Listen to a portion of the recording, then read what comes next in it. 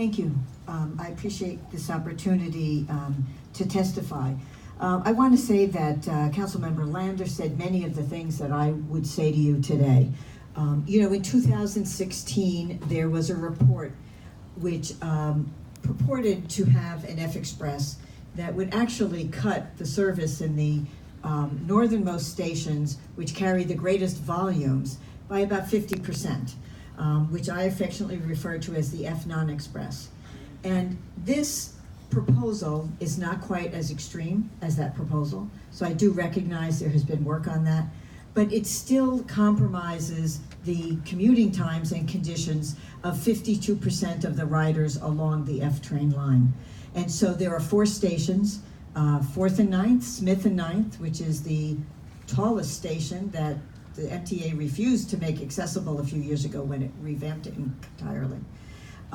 Carroll Street and Bergen Street. So getting on those trains now is next to impossible.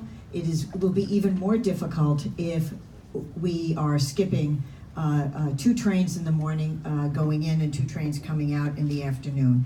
I think it's very important that, or I'm very concerned that we were not informed of this beforehand.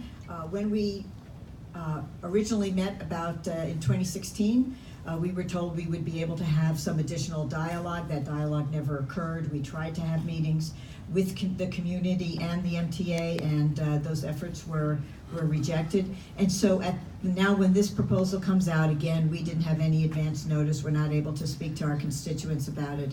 And I just want to say that I think that that is really a problem. I would like to have greater transparency. I would like to have that communication from the MTA. Even if you're coming out with a proposal that you know we're going to hate, I'd like to know about it. And I would like to reiterate everybody's call that we should be adding service, not reducing service anywhere in the system. And we have an extra set of train tracks below Bergen Street, for example, that we don't use.